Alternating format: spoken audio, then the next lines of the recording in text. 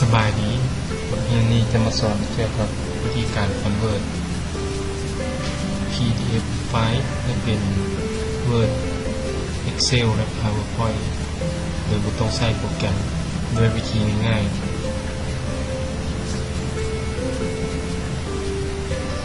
ก็เดินเอามาเข้าหน้าเว็บของ Google นี้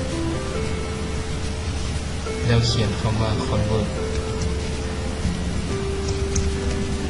PDF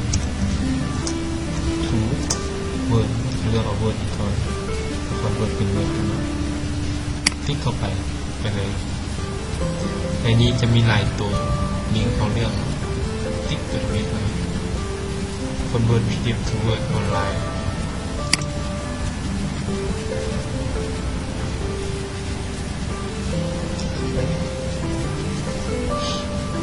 แล้วจะมา select ออกไฟล์ PDF ที่ต้องการ convert นี้คลิกเข้าไป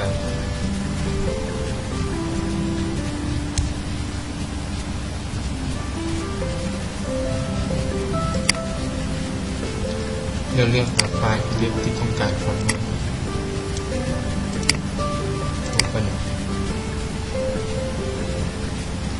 นี้เราจะสังเกตบางวันหัวมือสุด convert to Wordแล้วคลิก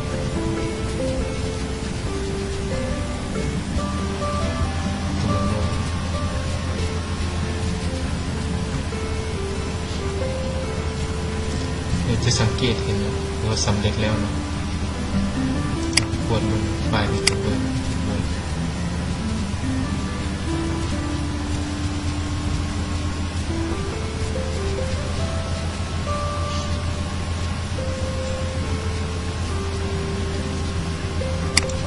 ถือว่าสำเร็จแล้วเป็นไฟล์ Word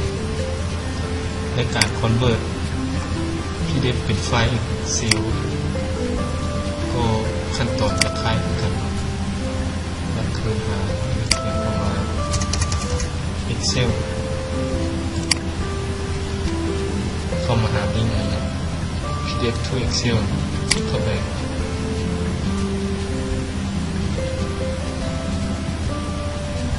แล้วคลิกนี้ Choose File เลือกไฟล์ PDF ที่ต้องการ convert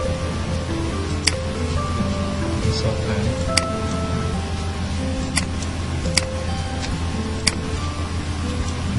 ไฟล์ PDF ที่เราเขียนคลิก Open กำลังโหลดไฟล์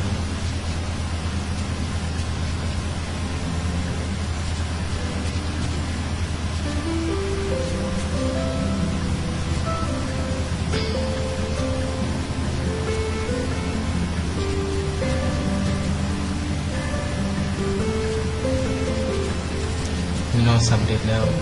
จาก PDF จะเป็น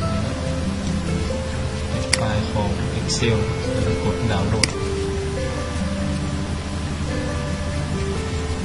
สังเกตดูเปิด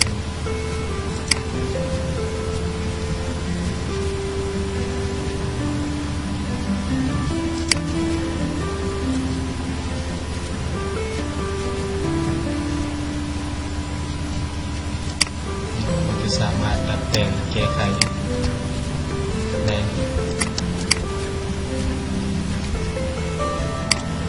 นการ convert PDF to PowerPoint ก็เส้นเดียวกันกลับคืนไปหน้าหลักเกิดเขียนว่า convert to PowerPoint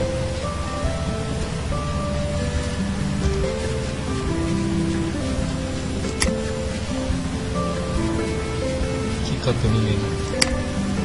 ขั้นตอนจะคล้ายคือกันแต่ลิงก์ที่เขาเจ้าเขียนไว้ตามกันไฟล์แล้วก็คลิกเข้าง่ายๆเนาะการ convert โดยบ่ต้องนำใส่โปรแกรมเนาะซึ่งว่าเขาเจ้าได้เขียนเป็นเว็บไซต์เป็นลิงก์ไว้ให้เราใช้จะสะดวกในการใช้งาน